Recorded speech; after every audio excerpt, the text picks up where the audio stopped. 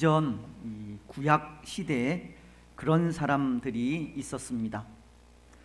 마음의 아픔과 고뇌 속에서 살아가던 사람들입니다. 때로 마음의 아픔과 고뇌 속에서 살아간 사람이라 한다면 우리 생각에 혹 육신적인 질병을 가진 사람이 아닐까 생각을 하지만 그들은 육신적인 질병을 가진 사람들이 아니었습니다. 그들은 영적인 질병으로 고통당하는 하나님의 나라와 그 백성들을 바라보던 사람들로 우리는 그들을 선지자라고 부르는데요, 이 선지자들의 마음엔 항상 아픈 마음이 있었다는 겁니다. 왜냐하면 이 선지자들은 영적으로 타락한 백성들이 당하게 될 고통을 익히 알고 있기 때문입니다. 때로 우리는 아직도 젊은 분들이 질병으로 인해 고통당하는 모습을 볼 때도 있지 않습니까? 그 심정을 생각하면 이루 말할 수 없이 치근하다는 생각을 하게 되는데요, 혹 주위에서 그런 사람들을 보셨는지 모르겠지만 어린 아이들이나 아직도 젊은 분들이 질병의 고통 속에서 신음하는 모습을 바라볼 때 그것이 그렇게 마음 아플 수가 없습니다. 아직도 어리고 아직도 젊은 청년이기에 미래가 있고 미래를 꿈꾸며 나아가야 하지만 그런 미래를 꿈꾸지 못할 만큼 깊은 질병 속에 있을 때 참 마음이 아프다는 겁니다. 과거 선지자들의 마음이 그러하였다는 겁니다. 고칠 수 없는 질병 속에 있는 사람들을 바라보듯 영적인 질병으로 미래가 없는 나라와 백성들을 바라볼 때 그 마음이 그렇게 아프지 않을 수가 없었습니다. 그래서 예레미야와도 같은 선지자는 영적 질병으로 멸망의 길을 걷고 있는 백성들과 민족을 바라보면서 안타까움에 눈물로 호소하기도 하였습니다. 예레미야 애가서 2장 1절은 이렇게 말씀하고 있기 때문입니다. 슬프다. 주께서 어찌 그리 진노하사 딸 시온을 구름으로 덮으셨는가. 이스라엘의 아름다움을 하늘에서 땅에 던지셨음이요, 그의 진노의 날에 그의 발판을 기억하지 아니하셨도다. 호세아 선지자도 호세아서 6장 1절을 통해 이렇게 호소하고 있습니다. 오라, 우리가 여호와께로 돌아가자. 여호와께서 우리를 찢으셨으나 도로 낫게 하실 것이요, 우리를 치셨으나 싸매어 주실 것임이라. 영적 질병으로 하나님을 떠나 있는 백성들에게 선지자는 안타까움에 가슴을 치며 호소하고 있는 것이 다시금 하나님께로 돌아오라는 겁니다. 사랑하는 여러분, 어쩌면 오늘 우리에게도 선지자들이 가진 이런 마음이 필요하다 생각합니다. 오늘 우리 자신을 바라보면서 이 땅의 교회를 바라보면서 또 이 나라와 온 세계를 바라보면서 선지자적인 마음을 가지는 것이 필요하다는 겁니다. 왜냐하면 오늘 우리 자신과 이 시대의 교회가 잃어가고 있는 것이 바로 이 선지자적인 마음이기 때문입니다. 과거 하나님께서 시대마다 선지자들을 세우시고 하나님의 마음으로 하나님의 뜻을 전하게 하셨듯이 지금도 하나님은 하나님의 마음을 가진 사람들을 통해 하나님의 뜻을 전하시기를 원하지만 사실 오늘날 그런 마음을 가진 사람들을 찾아보기가 쉽지 않을 정도로 귀한 것을 볼 수 있기 때문입니다. 모르겠습니다. 때로 엘리야 시대 때 엘리야의 눈에 하나님께서 숨겨놓으신 7천인이 보이지 않았듯이 오늘 우리 눈에도 그런 분들을 볼 수 없게 숨겨놓으신 것인지는 모르겠지만 오늘 우리는 진정 우리를 통해 하나님의 뜻이 이 세상에 알려질 수 있도록 선지자적 마음을 가져야 하는 겁니다. 그 마음으로 이 땅을, 이 시대를 바라보아야 합니다. 여러분, 오늘 우리는 영적으로 죽어가는 이 땅을, 이 시대를 선지자의 마음으로 바라보시기 바랍니다. 그래서 이 시간 우리는 지난 시간에 이어 예수님에 대해 생각을 하면서 선지자로서의 예수님을 생각하고자 합니다. 예수님은 왕과 제사장과 선지자의 직분을 가지신 그리스도로서 그 직책 중에 하나가 이 선지자의 역할을 감당하기도 하시기 때문입니다. 우리가 계속 공부하고 있는 소교리 문답 24문은 예수님이 가지신 그 선지자의 직분에 대해 이렇게 질문하고 있습니다. 그리스도는 선지자직을 어떻게 수행하고 있나요? 예수님께서 선지자로서 하시는 일을 질문한 것인데요, 그 대답은 이렇습니다. 그리스도가 선지자직을 수행하시는 것은 우리를 구원하시기 위한 하나님의 뜻을 그의 말씀과 영으로 말미암아 우리에게 나타내시는 일입니다.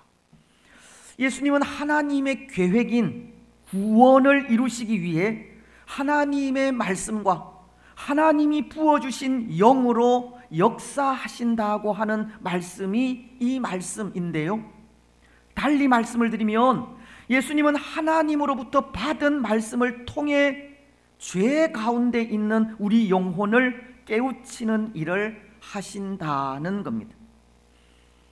그래서 여기 선지자라고 하는 용어를 구약적인 단어로 나비라는 단어를 사용하고 있습니다.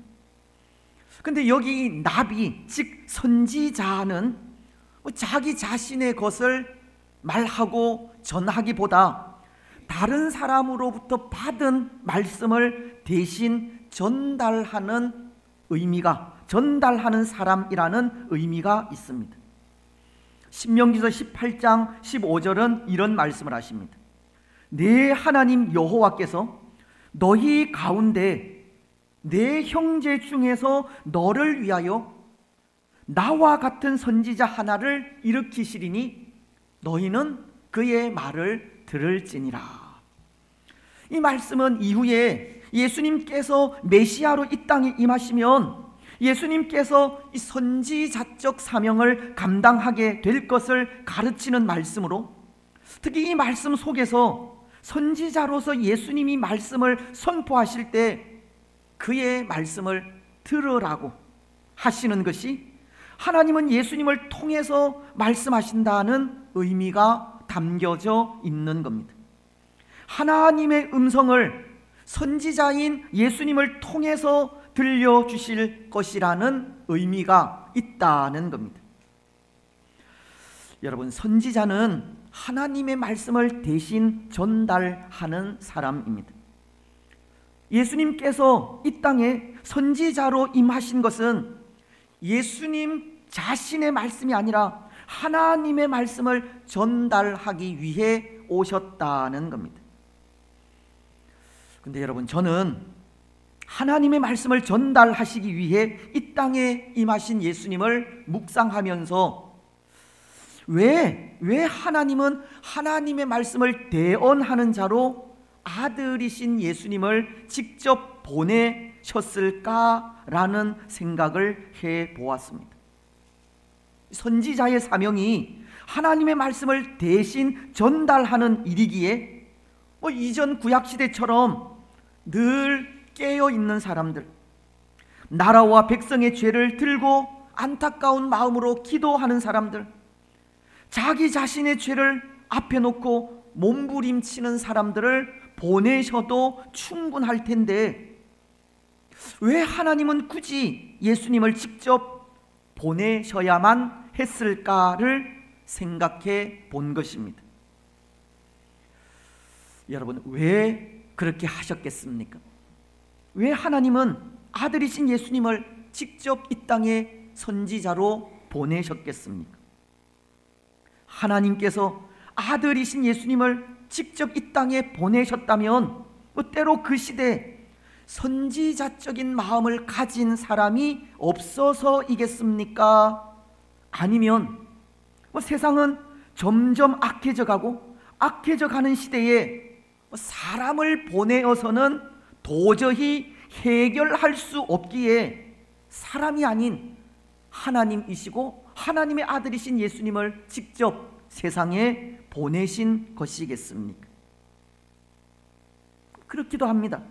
하나님은 시대가 악하기도 하고 또 마지막 시대이기도 하여서 아들이신 예수님을 통해 직접 하나님의 뜻을 알리고 싶은 마음에 그렇게 하기도 하신 겁니다. 예수님은 마태복음 21장을 통해 이런 비유의 말씀을 하고 있습니다. 한 주인이 포도원을 만들어 산 울타리를 두르고 거기에 이 집 짜는 틀을 만들고 망대를 짓고 농부들에게 세를 주고 타국으로 떠나간 비유입니다. 흔히 악한 농부의 비유라고 하는데요, 근데 열매를 거둘 때가 되자 주인은 세를 받고자 한 종을 농부들에게 보내게 됩니다. 하지만 농부들은 그 종을 잡아 때리고 세를 주지 않은 채 보내어 버립니다. 그래서 주인은 또 다른 종을 보내게 되지만 이번에는 그 종의 머리에 상처를 내고 능욕하여 보내게 됩니다. 이에 주인은 더 많은 종들을 보내게 되지만 결과는 다를 바가 없습니다. 그 종들을 때리기도 하고 심지어는 죽이기도 하였습니다. 이제 남은 사람은 주인의 하나밖에 없는 아들뿐이었습니다. 그래서 주인은 하나뿐인 아들을 농부들에게 보내면서 이런 생각을 합니다. 마태복음 21장 37절은 후에 자기 아들을 보내며 이르되 그들이 내 아들은 존대하리라 하였더니, 아들을 보내었기에 그 농부들이 그 아들을 존대하리라는 생각을 하였다는 겁니다. 하지만 그 결과가 어떠하였습니까? 주인의 뜻대로 되지 않았습니다. 농부들은 이 아들이 상속자이기에 이 아들을 죽이면 포도원은 자신들의 것이 된다고 그 아들마저 죽이고 만 것입니다.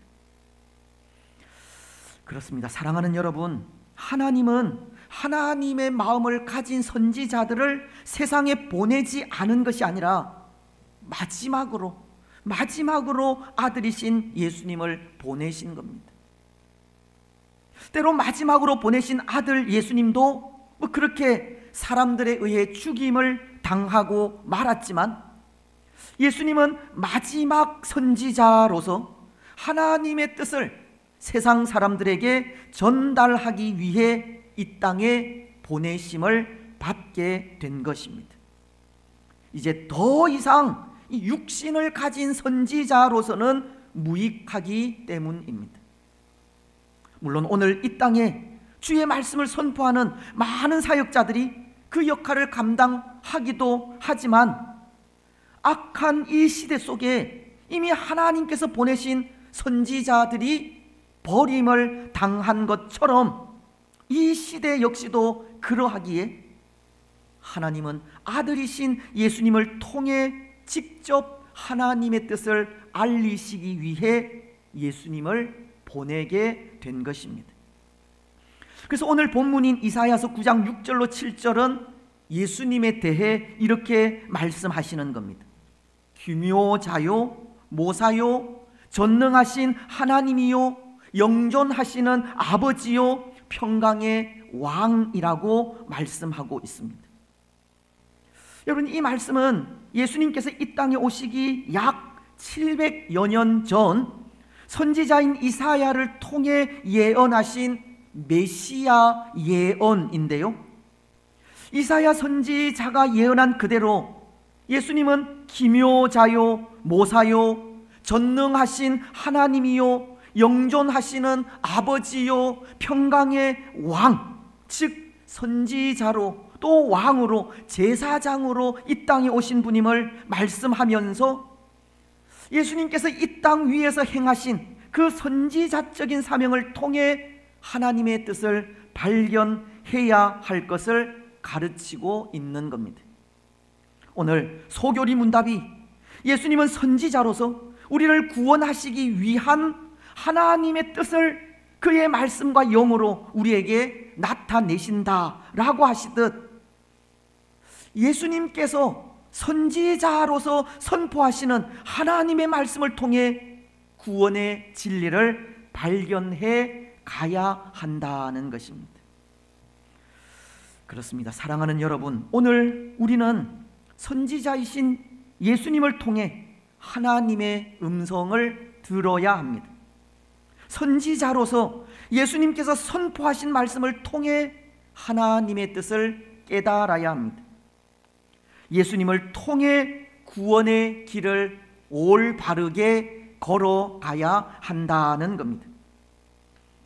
예수님은 그 구원의 길에 대해서 이렇게 말씀하고 있지 않습니까? 먼저 요한복음 14장 6절은 예수께서 이르시되 내가 곧 길이요 진리요 생명이니 나로 말미암지 않고서는 아버지께로 올 자가 없느니라. 또 요한복음 3장 16절은 이렇게 말씀하십니다. 하나님이 세상을 이처럼 사랑하사 독생자를 주셨으니 이는 그를 믿는 자마다 멸망하지 않고 영생을 얻게 하려 하심이라. 그리고 요한복음 5장 24절을 통해서는 이렇게 말씀하십니다. 내가 진실로 너희에게 이르노니 내 말을 듣고 또 나 보내신 이를 믿는 자는 영생을 얻었고 심판에 이르지 아니하나니 사망에서 생명으로 옮겼느니라. 예수님은 선지자로서 하나님의 말씀을 통해 구원의 길을 보이시고 가르치신 겁니다. 여러분, 바로 이것이 선지자로서 예수님께서 하신 일입니다. 하나님의 말씀을 통해 구원의 길을 가르치신 일입니다. 하나님의 인도하시는 손길을 통해 영원한 생명을 누리게 하시는 일입니다. 그래서 오늘 우리는 구원의 길을 가르치시는 예수님의 말씀과 그 길을 인도해 가시는 성령 하나님의 손길로 인해 생명의 길, 그 영원한 생명의 길을 향해 담대하게 나아갈 수 있는 겁니다. 여러분, 오늘 우리는 예수님을 통해서 전해진 하나님의 말씀을 통해 담대하게 구원의 길을 걸어가시고 올바르게 생명의 길을 걸어가시기 바랍니다.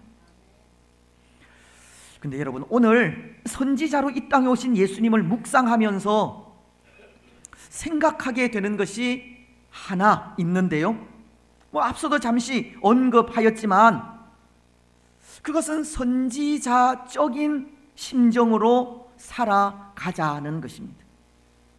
비록 오늘 이 시대는 마지막 시대요, 악한 시대이어서 육신을 가진 선지자가 소용없다 할지라도, 그럼에도 하나님은 엘리야 시대 하나님의 마음을 가진 사람들을 7,000인이나 남겨놓으셨듯이 오늘 우리도 하나님의 마음을 가진 남은 자들이 되어야 한다는 겁니다.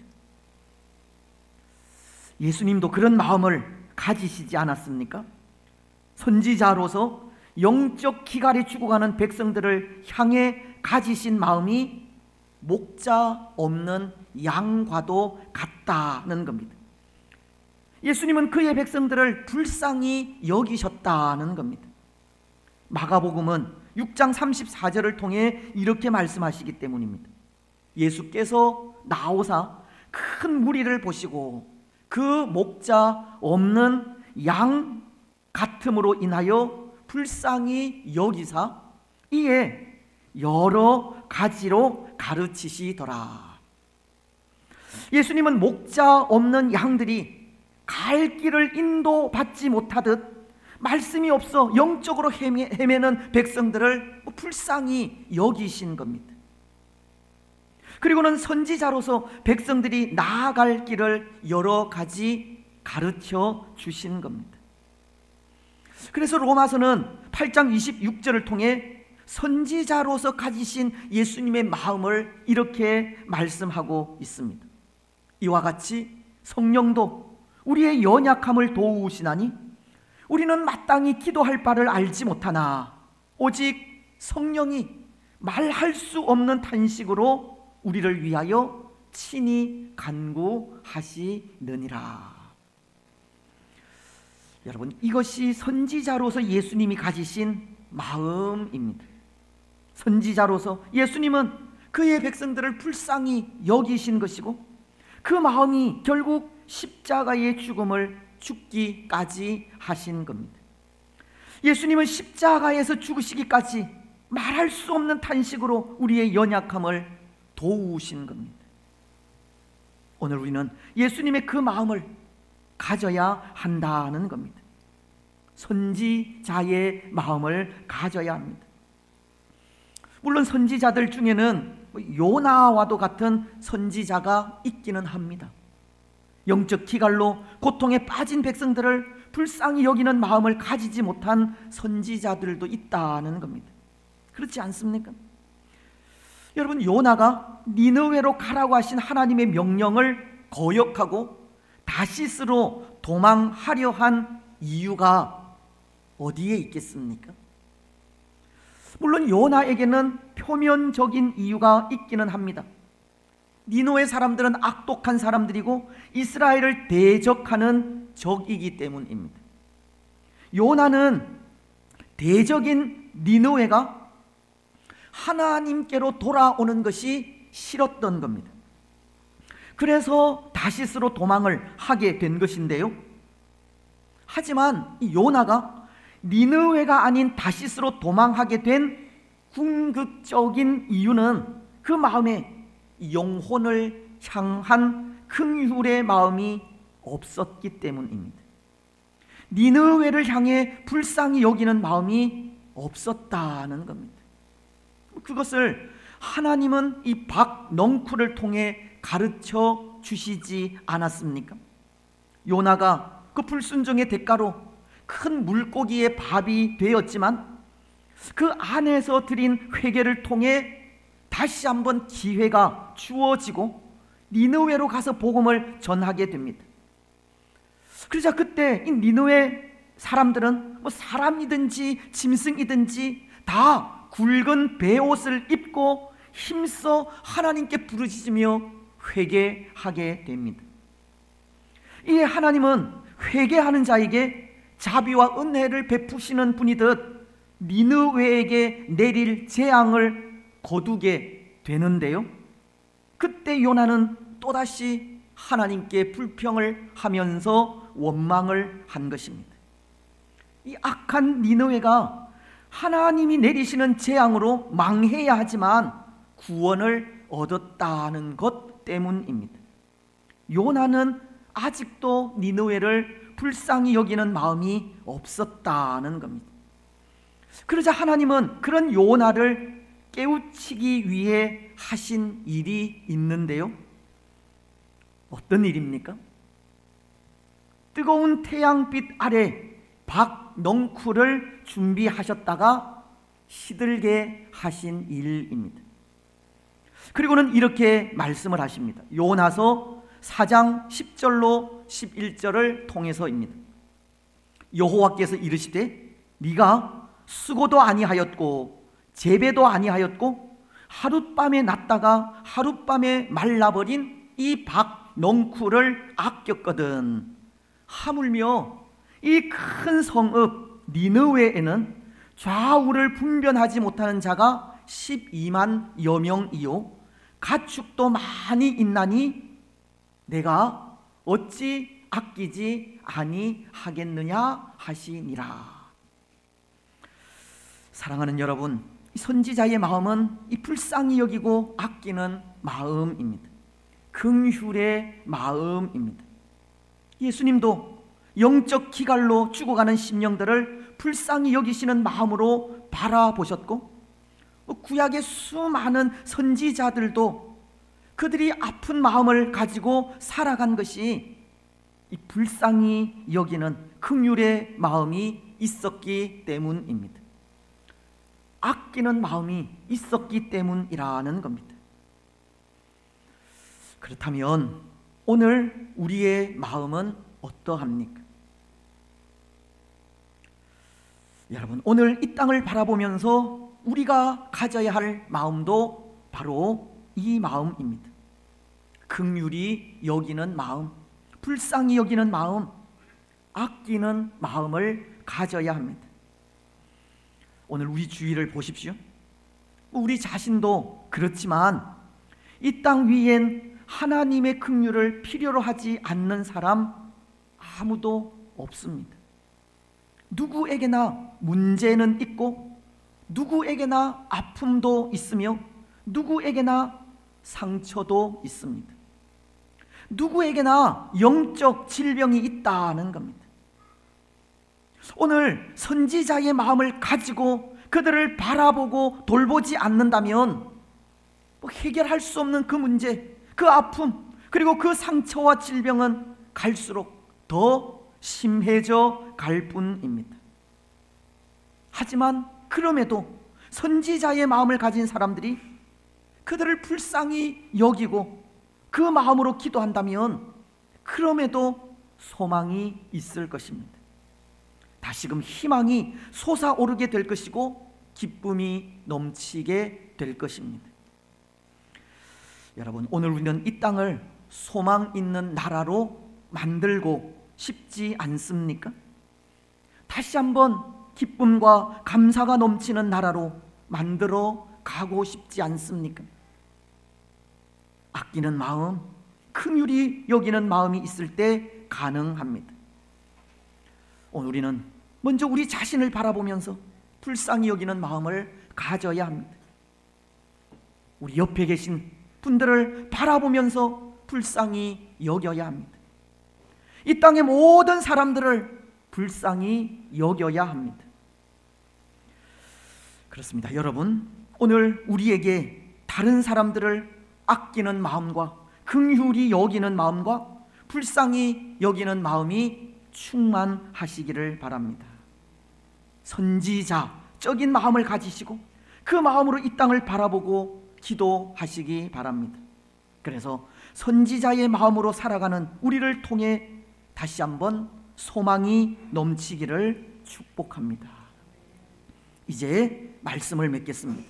사랑하는 여러분, 예수님은 그 직분 중에 하나가 선지자로서의 사명입니다. 하나님의 뜻인 구원을 하나님의 말씀과 영으로 나타내시는 분이라는 겁니다. 그래서 예수님은 선지자로서 구원의 진리를 말씀을 통해 가르쳐 주셨고 십자가 위에서 아픈 죽음을 죽으시기까지 우리를 불쌍히 여기시고 긍휼을 베풀어 주셨습니다. 그리고 오늘 우리에게 선지자의 마음, 하나님의 마음을 가지고 이 땅을 불쌍히 여기고 긍휼히 여기시기를 바라고 있습니다. 여러분, 오늘 우리는 예수님께서 선포하신 하나님의 말씀을 통해 구원의 길을 바로 깨닫고 담대하게 그 길을 걸어가시기 바랍니다. 우리를 위해 십자가의 죽음을 죽으시기까지 우리를 긍휼히 여기신 예수님의 마음으로 이 땅과 우리 주위 사람들을 바라보고 기도하시기 바랍니다. 그래서 그렇게 선지자적인 마음으로 사명을 감당해 가는 우리를 통해 다시 한번 우리 사는 이 시대를 소망 있는 나라로 만들어가는 복된 성도들이 되시기를 주님의 이름으로 축복합니다. 아멘.